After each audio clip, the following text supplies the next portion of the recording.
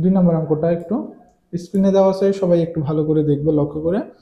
অজানা সংখ্যাকে ক ধরে গাণিতিক বাক্য লিখি এবং ক এর মান নির্ণয় করি। তাহলে গাণিতিক বাক্য এখানে প্রথমে 2টা কাজ আমাদের করা লাগবে। তো প্রথমে হচ্ছে গাণিতিক বাক্য লেখা লাগবে। এরপরে গাণিতিক বাক্য থেকে ক, আমাদের গাণিতিক বাক্যে একটা অজানা মান থাকে যেটাকে আমরা ক ধরে নেই, এই ক এর মান বের করা লাগবে। তাহলে 2টা কাজ করা লাগবে, গাণিতিক বাক্য নির্ণয় করা লাগবে, আগে লেখা লাগবে, এরপরে গাণিতিক বাক্য থেকে ক এর মান বের করা লাগবে। প্রথমটা করার জন্য অর্থাৎ গাণিতিক বাক্য তৈরি করার জন্য বা লেখার জন্য আমাদের প্রশ্নটা সঠিকভাবে পড়ে বুঝতে হবে, তাহলেই আমরা গাণিতিক বাক্যটা লিখতে পারবো। আর গাণিতিক বাক্য থেকে ক এর মান বের করার জন্য একটা নির্দিষ্ট নিয়ম আছে, নিয়ম অনুসারে আমরা অঙ্ক করব। তাহলে চলো আমরা ফার্স্টে 2 নম্বরে, আগের ক্লাসে যদিও গাণিতিক বাক্য কিভাবে লিখবো আর গাণিতিক বাক্য থেকে কিভাবে ক এর মান বের করব ভিডিওগুলো দেওয়া আছে, তোমরা দেখে নিলে অনেক সহজ লাগবে, দেখবে যারা দেখছো তাদের কাছে আজকে অনেক সহজ লাগবে। তাহলে 2 এর 1 নম্বরটা আমরা শুরু করতেছি।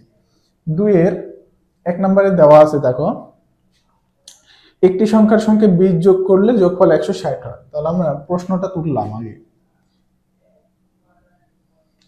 একটি সংখ্যার সাথে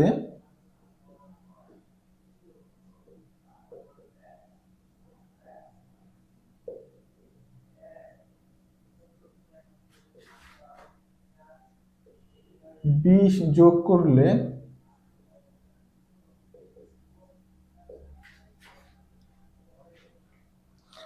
যোগফল 160 হয়।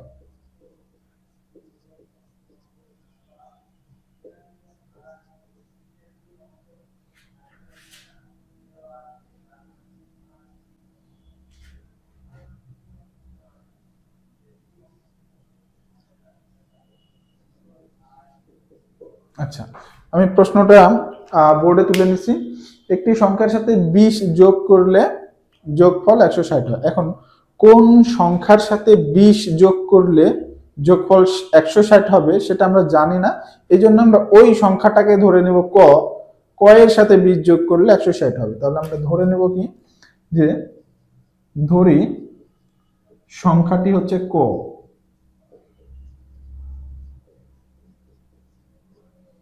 সংখ্যাটি ক, ক এর সাথে 20 যোগ করলে 160 হবে। ক এর সাথে 20 যোগ করলে 160 হবে। অতএব গাণিতিক বাক্যটি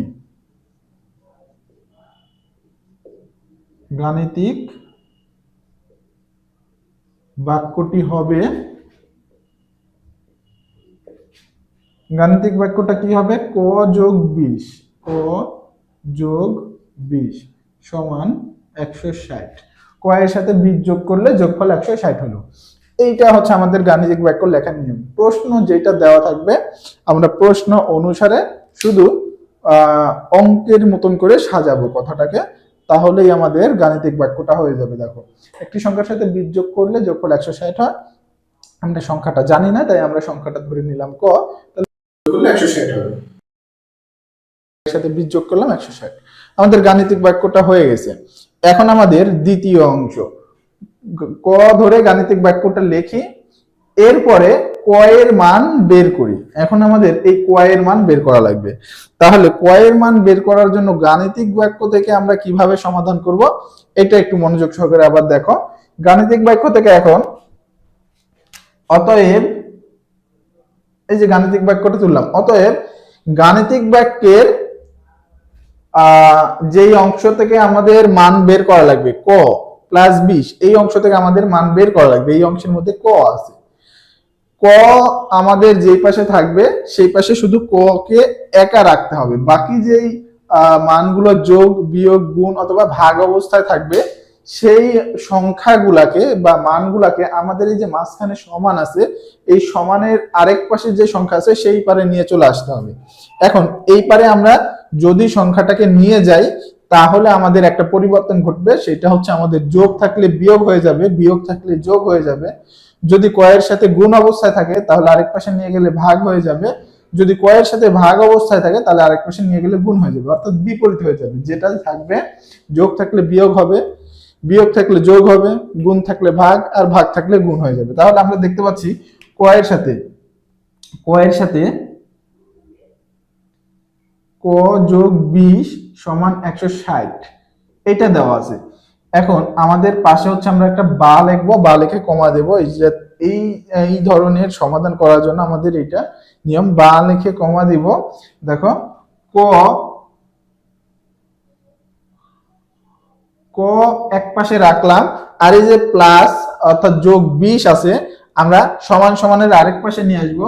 160 যেখানে ছিল ওইরকমই থাকবে, 160 এর থেকে ক যোগ আছে এপারে আসলে বিয়োগ হয়ে যাবে। এখন এইখানে আমরা চিহ্ন হিসাবে কিভাবে ধরবো, দেখো আমরা 20 কে বিয়োগ করছি, 20 এর আগে দেখো যোগ আছে। সবসময় যেই সংখ্যাটাকে আমরা পার করব, সমানের একবারে পার করব, অর্থাৎ সমাধানের এক পাশ থেকে আরেক পাশে নিয়ে যাব, যেই সংখ্যাটাকে নিয়ে যাব আরেক পাশে, সেই সংখ্যার আগে কি চিহ্ন আছে এটা আমাদের দেখতে হবে। দেখো এখানে 20 আছে, 20 এর আগে প্লাস আছে, যোগ চিহ্ন আছে, তার মানে 20 সংখ্যাটা যোগ। এই 20 কে যদি আমরা আরেক পাশে নিয়ে আসি তাহলে 20 এর আগে বিয়োগ হয়ে যাবে। তাহলে দেখো 160 থাকলো, 20 এর আগে কিন্তু বিয়োগ। তাহলে এখন 20 কত, 160 এর থেকে বিয়োগ আছে। আর ক 20 নিয়ে চলে যাওয়ার পরে দেখো ক কিন্তু এই পাশে একা থাকলো। তাহলে এখন আমরা এই বিয়োগ করলে যে মানটা পাবো সেটা ক এর মান হবে। তাহলে 160 থেকে আমি যদি 20 বিয়োগ করি, দেখো শূন্য আছে কত হলে শূন্য পাবো, শূন্য, 2 আছে কত হলে 6 পাবো, 4 আর 1 নাম্বার। তাহলে অতএব দেখো বিয়োগ করলে কত আসতেছে,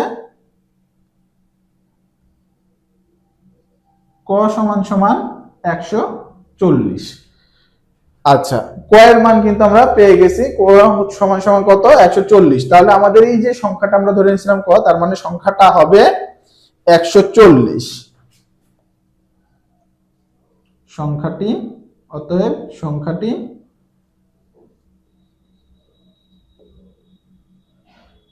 হবে 140। এটাই আমাদের উত্তর।